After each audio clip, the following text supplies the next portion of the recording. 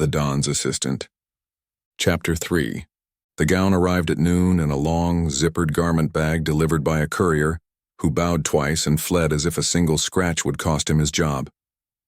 Sienna unzipped the bag in front of a full-length mirror and sucked in a breath. Black silk poured down, like liquid, night. Thin straps, crossing at the bare of her shoulder blades, the neckline a daring plunge softened by delicate beadwork that caught light like embers in shadow. Ava clucked approvingly, pinning Sienna's curls into a loose twist that tasted of perfume and promise. "You look like a queen," the older woman declared, fastening diamond drops to Sienna's ears. "Remember, shoulders back. You do not belong in the room. You own it." Sienna smiled, half nerves, half exhilaration. "And if I trip?" "Then the room will trip with you." Ava patted her cheek, strode away to fuss over cufflinks on a mahogany tray. Dominic entered, shrugging into a black tuxedo jacket that fit his frame with sinful perfection. His gaze landed on Sienna, and froze, as though someone had cut the lights. He moved closer, one hand sliding under her hair to rest against the curve of her neck. "No language I know is equipped for you." She cupped the lapel of his jacket, voice teasing to disguise the flutter in her chest. "Is that Don speak for speechless?" "It's Don speak for be prepared to duel anyone who looks twice." He took a moment longer, eyes sweeping the gown's silhouette, and then he released her with visible reluctance. "Gala etiquette, as Ava insists. We arrive calm. We leave calm." "I'll try not to start any wars," she said. He retrieved a slim velvet box from the dresser, snapped it open, and lifted out a slender sapphire bracelet ringed by tiny diamonds. Then let the jewelry speak for peace. He clasped it around her wrist, fingers lingering until she felt the pulse flutter beneath his touch. In the elevator, Marco stood duty with a tablet, detailing the security convoy. "We swept the estate for weapons. Only sidearms allowed," he said. "Ringside teams in rotation, 6 inside, 6 outside." Dominic flicked a look at Sienna. "You still carrying?" She slid a thigh-high slit to reveal a concealed holster against her garter strap. "Always." Marco's mouth curved in silent approval. Outside, evening air smelled of summer jasmine and distant ocean salt. The convoy of black cars moved through downtown before climbing into the hills where the estate's limestone facade glowed under floodlights. At the gate, lanterns flickered among cypress trees and violins drifted across manicured lawns. Men in tuxedos and women in silk strolled like predators disguised as aristocracy. As Dominic helped Sienna from the car, 100 eyes swiveled. Murmurs trailed. "That's her, the assistant, the woman who brought down Moretti." Sienna lifted her chin, recalling Ava's advice. "Own it." She looped her arm through Dominic's and smiled, a razor-edged gesture showing just enough teeth. Inside the grand foyer, she peered up at frescoed ceilings depicting Roman gods warring in bronze and crimson. Crystal chandeliers rained light onto marble floors, veined with gold. Waiters circulated with chilled champagne coupes. Dominic guided her toward a knot of gray-haired patriarchs. His tone was polite steel. "Gentlemen, you know Sienna." Don Alberto Capaldi's eyes narrowed, but he extended a liver-spotted hand. "Heard much about you." He leaned closer, voice like old parchment. "They say you do mathematics with the precision of a surgeon." "She did surgery on Moretti's accounts," another Don added with a brittle laugh. Sienna squeezed Dominic's fingers. "A clean ledger is the best anesthesia," she replied. Some nearby relatives chuckled. Capaldi's lips curled in something like respect. Dominic guided her further into the throng. The floor vibrated with subtle power plays. Shoulder taps, nods, handshakes sustained a hair too long. One young heir brushed Sienna's arm intentionally. Dominic intercepted the motion, shifting his body with lazy menace until the man retreated. Sienna whispered, "Possessive looks good on you." He smoothed a thumb along her exposed collarbone. "Careful, I might enjoy wearing it." They glided onto the ballroom floor where a waltz bloomed from the string quartet. Dominic took her hand. the other settling at her waist. He led her in slow circles beneath chandeliers, tuxedo sleeves whispering against silk. Around them couples parted watching. Sienna's heart hammered, but her smile remained. She leaned closer. Everyone is staring. "Let them witness," Dominic murmured. "Power comes in many dialects." 3 rotations later, a waiter appeared with champagne. Dominic accepted a glass for her, wine for himself. The quartet silenced. A hush fell. Don Capaldi lifted a silver goblet and cleared his throat, voice echoing off marble. "Friends, we gather to celebrate unity in our beloved city, to honor the one among us who defended our docks from a traitor." Eyes tracked to Dominic. Capaldi continued. "Tonight we raise a toast to Dominic Viscari and his partner, Sienna Marquez." A cascade of whispers spilled. Dominic's gaze latched onto Sienna with scorching intensity. He raised his glass. "Thank you, but credit belongs here." He pivoted slightly, letting the room seal its gaze on her. "She balanced my empire, protected our family's interests, and risked her life to do it. Sienna is not simply my assistant or accountant. She is my equal and my future." His voice wrapped around the final word with iron promise. Glasses lifted. Some toasts were genuine, others strained by jealousy. Cheers rippled. Sienna felt heat climb her skin. Pride, terror, desire, before Dominic clinked her glass. Their eyes held an unspoken vow. Then the applause faded into resumed chatter, though the undercurrent shifted. She sensed assessment, recalibration, grudging admiration. Later, they wandered the terrace where lanterns glowed like captive moons. Dominic stepped away to speak with Capaldi privately, leaving her with Marco, who lingered but gave a respectful distance. Sienna sipped champagne, watching ripples across the estate's reflecting pool. Crickets chirped beyond trimmed hedges. A breeze lifted her hem. "Beautiful night," a voice drawled beside her, female, honey-laced, too casual for caution. Sienna turned to find a woman in silver satin, dark hair swept into a sleek knot, eyes the icy color of smoked glass. She held a cigarette holder, though it remained unlit, as if the accessory alone was indulgence. "Stunning," Sienna agreed, polite but guarded. The woman's smile curved like a scythe. He always did have a taste for scenic vistas. She extended a gloved hand. "Isadora de Rossi." Recognition pricked. The name had surfaced in background files, a faint note about a broken alliance sealed by a once-proposed marriage. Sienna accepted the handshake, noting the precise manicure.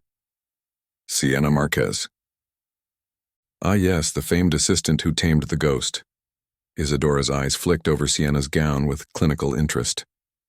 "Rumor travels fast." "Rumors seldom bother with accuracy," Sienna replied. Isadora laughed softly. "Then allow me to clarify. Dominic and I were engaged, or so our families dictated. He was a gentleman even in refusal," she said, tone implying secrets too heavy for ordinary tongues. "Tell me, dear, has he mentioned it?" Sienna kept her face still. "He rarely discusses irrelevant history." "History shapes men," Isadora said, stepping closer. Perfume lingered, white lilies, almost sickly sweet. "I adored him once, but power fascinates him more than affection. When the novelty fades, he moves on." Sienna's spine stiffened. "How fortunate I like a challenge." Isadora tilted her head, a predator scenting blood. "Be cautious. Dominic's enemies swarm the moment he shows softness. Women are the easiest breach." She brushed an invisible fleck from Sienna's shoulder. "If he falls, you fall." Sienna offered a serene smile. "Then I'll steady him upright." Isadora's eyes glimmered, half admiration, half pity. Bold. But boldness becomes brittle under pressure. She dipped a curtsy made sly by its brevity. "Enjoy the evening, Miss Marquez, while it lasts." Sienna watched her glide away into lantern light and vanish among topiaries. A whisper of unease coiled in her gut. She finished the champagne in one swallow. Dominic returned, reading her face instantly. Something happened. Long story, she muttered. Requires bourbon and a spreadsheet. His brows met. Tell me now. Later, she said, forcing a lighter tone. We have a soiree to survive. He studied her, then stroked her cheek. Trust goes both ways, Kara. She rested her hand over his. I know. I won't break it. Inside, music changed to a sensual tango. Dominic's fingers tightened around hers. Dance with me again. She followed onto the polished marble. The beat coiled hot, and their bodies slid into sync, her leg hooking around his as he dipped her, his hand spanning the small of her back. Applause erupted, then hushed as they moved like interlocked smoke. Every twirl stole breath not just from Sienna but from onlookers whose faces blurred into a tapestry of envy and awe. Dominic's mouth brushed her ear. Tell me what's wrong. She whispered. A ghost from your past just tested my armor. I'm sorting the data. His grip gentled. Isadora. So it's true. He exhaled. We talked tonight. The song ended. Applause reigned. Dominic bowed and Sienna curtsied, their gazes tethered. She felt the fissure inside, doubt prying at the edges, but Dominic's steady warmth anchored her.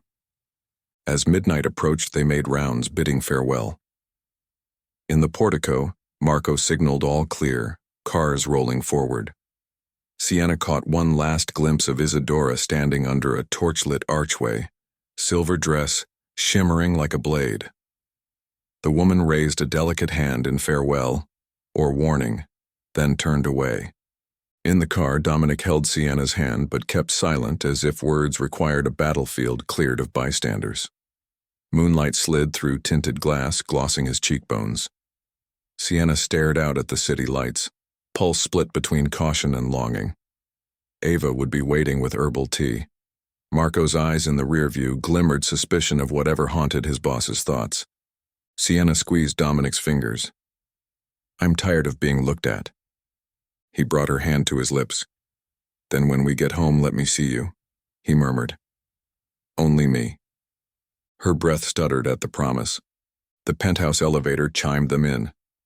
Ava waited with lemon balm tea and a plate of biscotti. You both glow, she whispered, though her gaze sharpened at the strain around Sienna's eyes. Dominic accepted the mugs, dismissed Ava gently, and led Sienna through the dim foyer toward his private lounge, a glass-walled retreat overlooking city skyscrapers. Light from the skyline painted cobalt stripes across the room. Sienna slipped out of her heels, sinking onto a leather sofa. Dominic poured bourbon into crystal tumblers and handed her one. She took a sip, letting smoke and vanilla coat her throat. He sat beside her, loosening his bow tie before unknotting it entirely. He turned, forearms on knees. Isadora confronted you. Sienna lifted a brow. You knew she'd attend? I suspected her family still seeks alliances. He winced. I underestimated how soon she'd strike. She said you discard women. Isadora saw what my father wanted her to see. A transaction. I ended it before I could break both our necks on the leash. His jaw shifted. She may still resent me. Resenting you is different from threatening me. He reached, brushing a knuckle under Sienna's chin. You think I'd let anyone jeopardize you? Can you always stop them? The words escaped before she could leash them. What if your empire falls and I tumble with it? Pain flashed in his eyes, then we build a new empire. Her laugh cracked, half relief, half disbelief. Dominic, I grew up balancing my dad's overdue bills. Empires weren't on the ledger.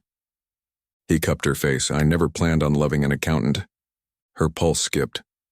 Is that what this is? His thumb stroked her lower lip. The only word that makes sense. Tears pricked. I want to believe you. Then believe this.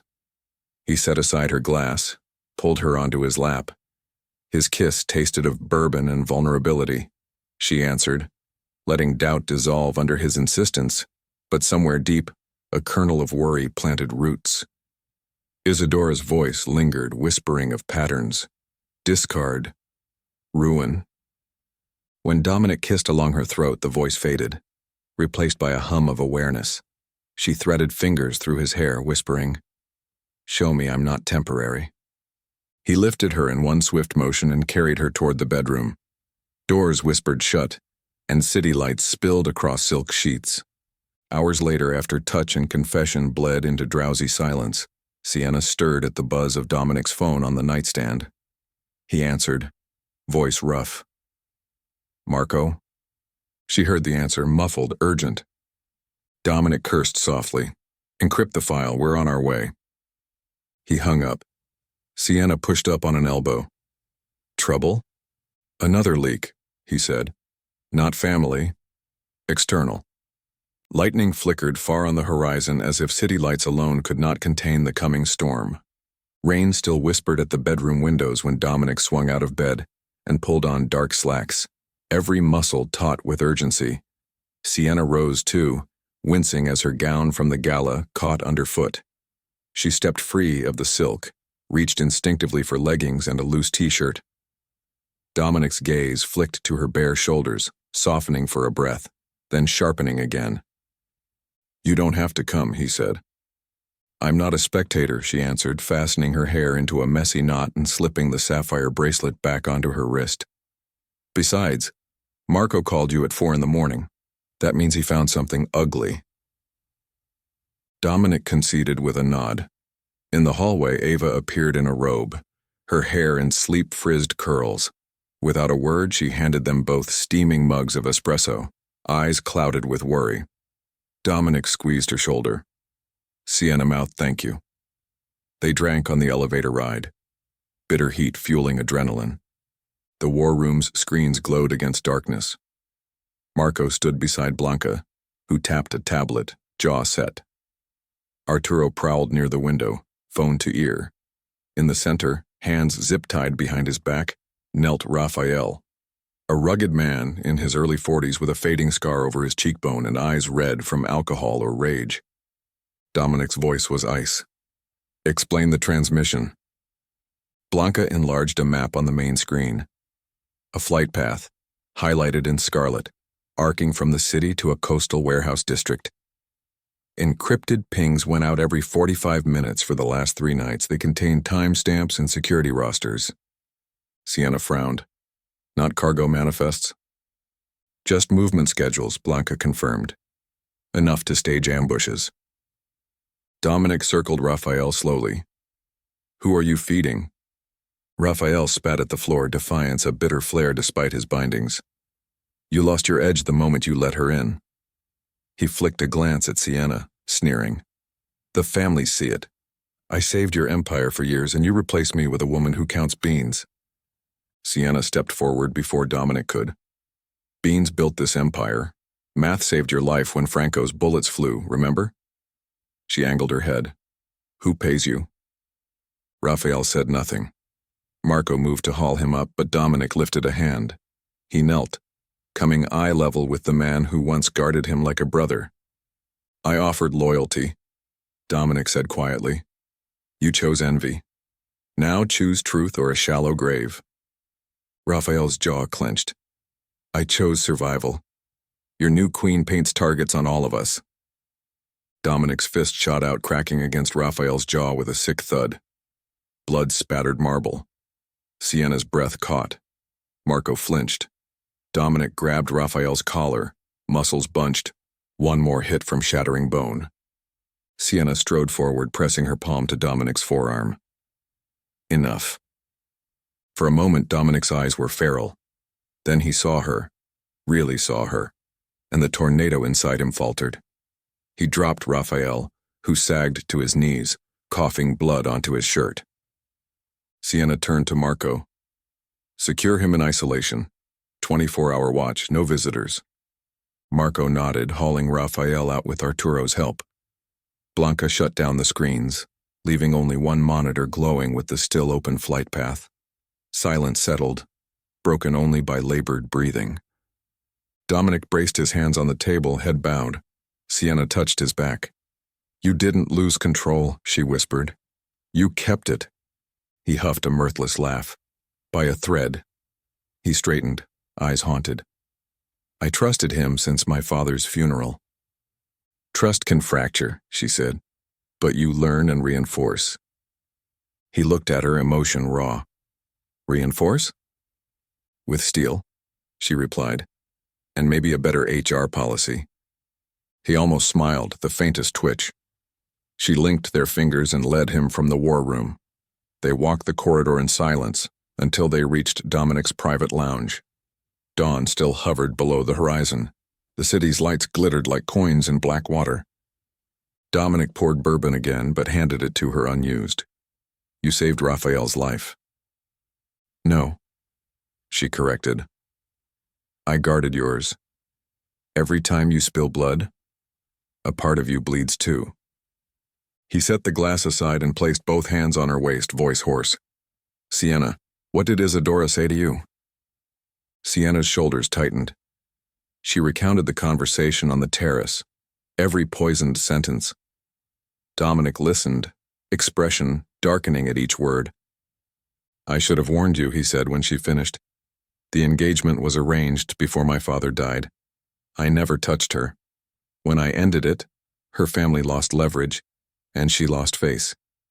She's desperate to regain power."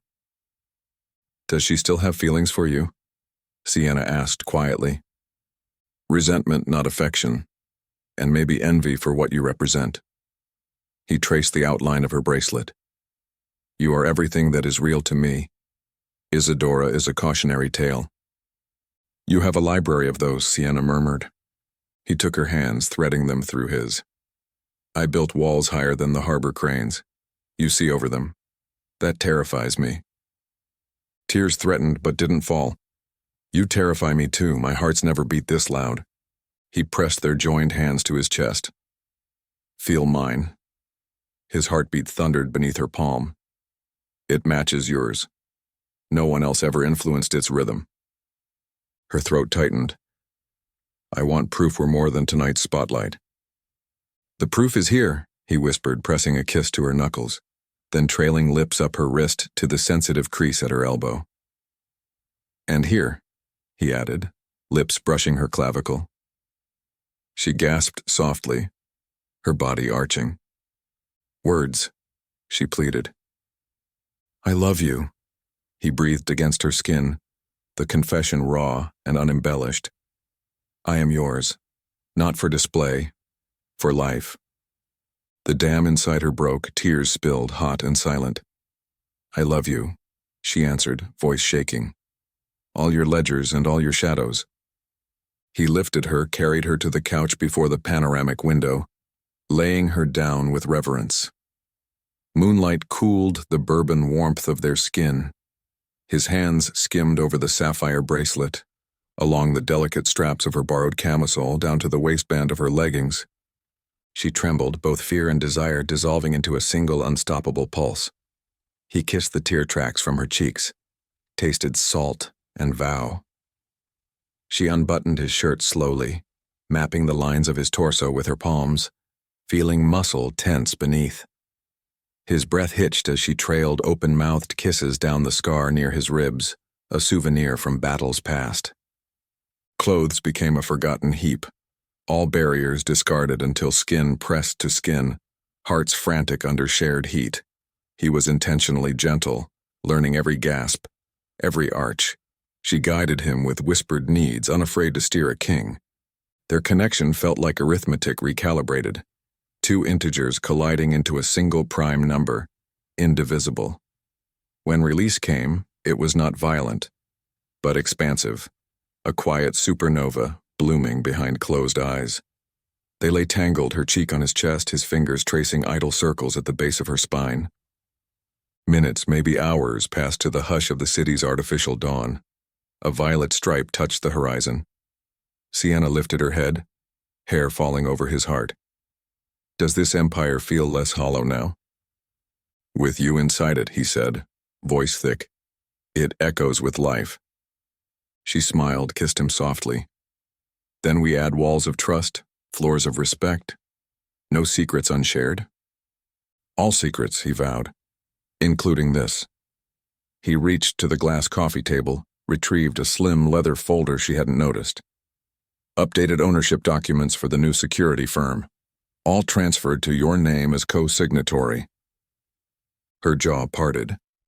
Dominic, accountants require authority, he said, so no one calls you leverage again.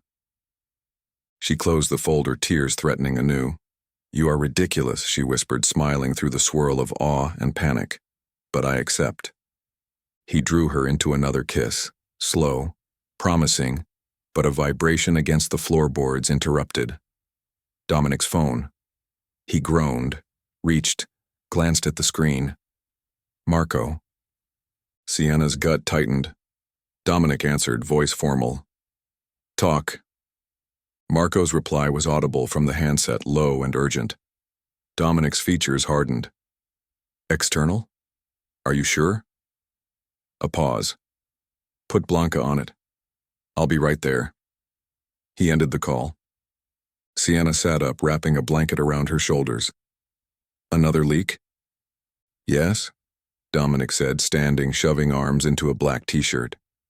Not from Raphael. Blanca traced an offshore relay outside family territory. Someone knew. She gathered her clothes, adrenaline flaring again. How much damage? Preliminary schedules, he answered. Enough to stage small strikes. Early testing. She met his eyes. Built walls, remember, we reinforce. He nodded, pressing a fierce kiss to her forehead. Dress.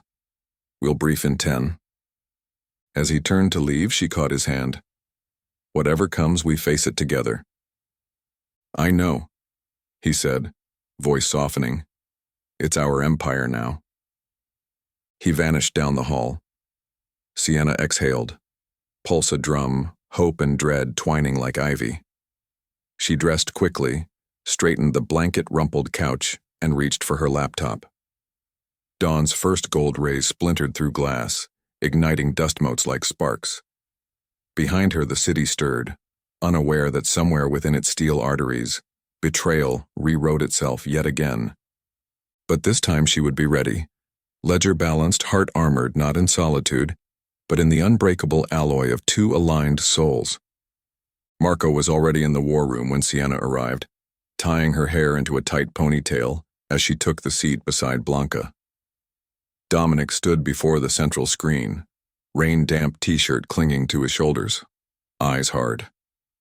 Ava quietly slid in, balancing a tray of strong coffee, biscuits, and a bowl of sliced fruit. She left without a word, but her presence grounded the tension, a silent reminder that even nightly wars needed breakfast. Blanca tapped a key. A map appeared, overlaid with pulsing red pings, data packets radiating from a suburb north of the river. Whoever it is, they use a commercial VPN cluster to bounce packets through 6 countries, she said. But the origin endpoint is static. A warehouse on Serrano Pier.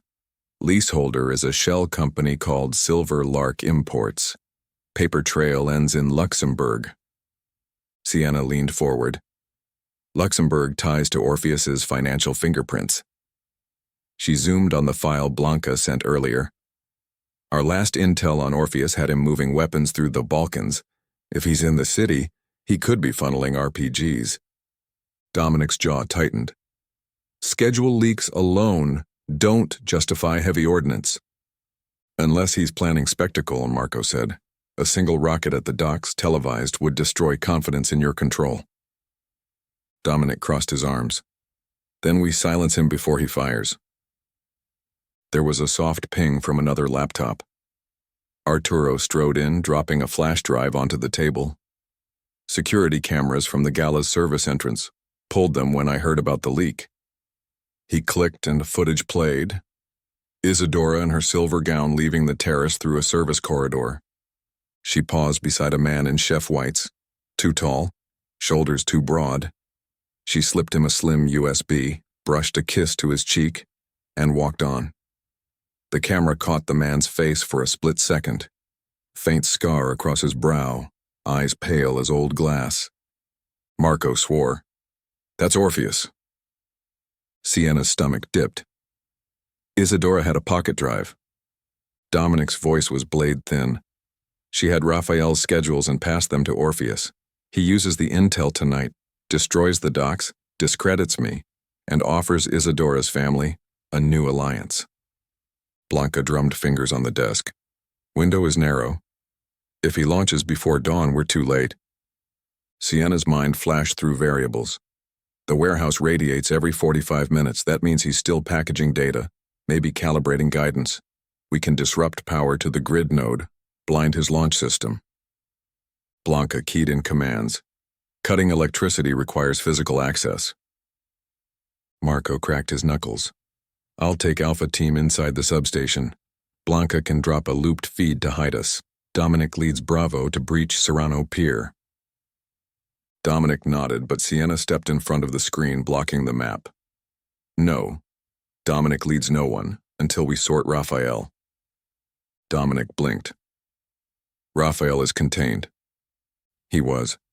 Isadora slipped that drive while Raphael was still free. We have to know if he gave her anything else. Blanca shook her head. He'll stonewall. Envy's thicker than blood. Sienna looked at Dominic. Then let me talk to him. Dominic opened his mouth, closed it, then gestured toward the narrow hall. 10 minutes. Marco will monitor. They descended to the converted storage room, reborn as a holding cell. Raphael sat on a metal chair, wrists cuffed to bolted rings, eyes swollen from earlier blows. Marco took position by the door while Sienna approached. She pulled a stool, sat facing him, knees close enough to feel the heat of his fury. Envy tastes bitter, she said. He spat blood. You get everything in weeks that I bled 10 years for. I don't want what you wanted. I want Dominic standing this city safe. She watched the flicker of something behind his glare. Maybe regret, maybe fear. Isadora. What did you pass her besides schedules? Raphael's mouth twisted. Maps of safe houses, codes to fresh weapons caches. She promised I'd command my own crew. Sienna inhaled. How many caches? 24. He laughed despite the pain. You can't seal them all. Sienna leaned closer, letting him see the sharp edge of her anger. You sold your honor for a promised title. You gambled the lives of everyone you ever guarded. If Dominic falls, those men you cared about will die. Raphael's jaw tightened. Dominic forgot who made him untouchable. No, she snapped. He forgot nothing. He trusted and trusted until someone broke. She stood. But a ledger is never past reconciliation. Earn a credit. He frowned, confusion edging into his eyes. Credit? Tell me where Orpheus stages the heavy weapons. Raphael looked at Marco, then back at Sienna. I can't. You can, you just choose not to. She turned to leave.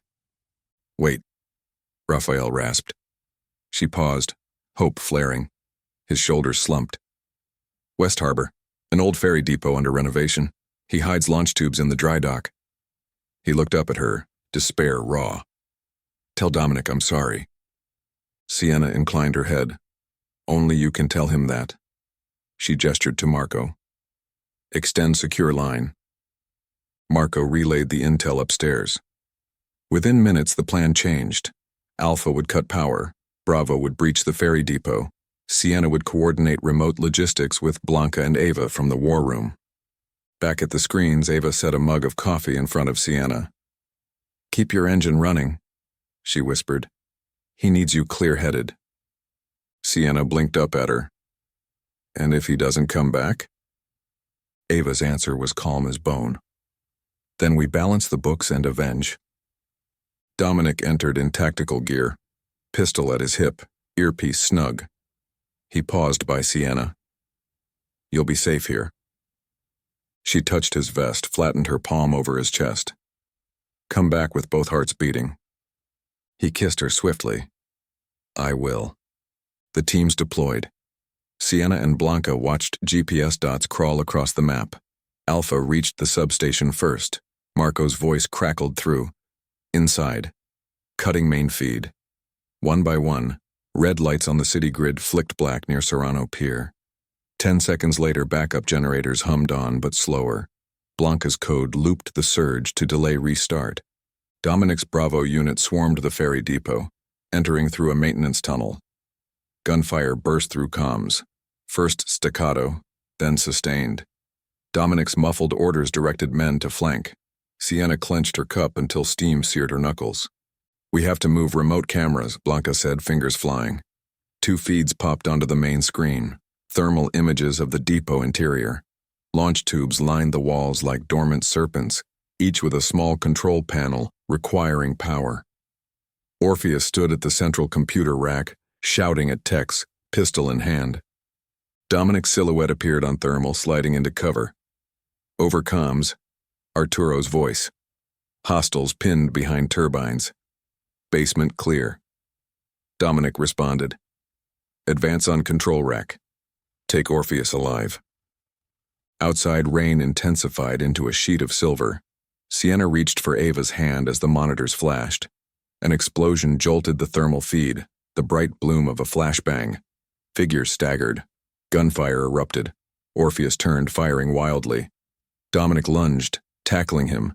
Their outlines rolled together. The pistol skittered across the floor. Techs raised hands in surrender.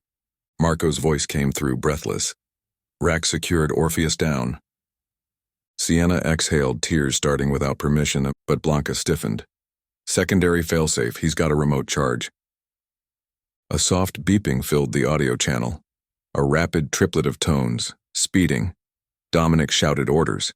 They needed to defuse the detonation unit on the launch tubes, 3 digits on a control box. Blanca scanned code dumps.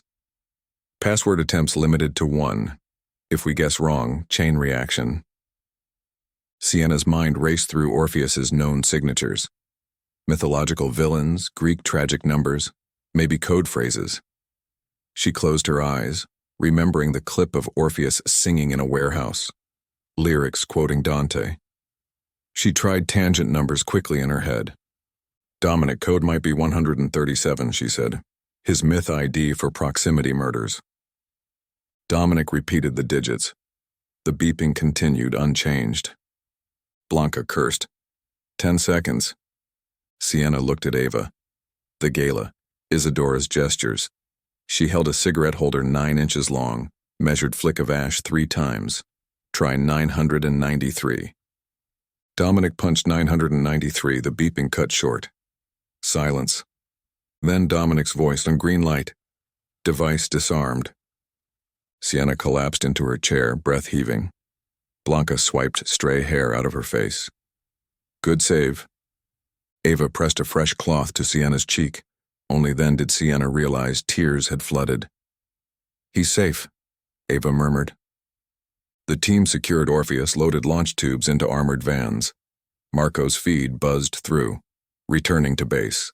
ETA 15 minutes. When the elevator doors finally parted, Dominic strode in.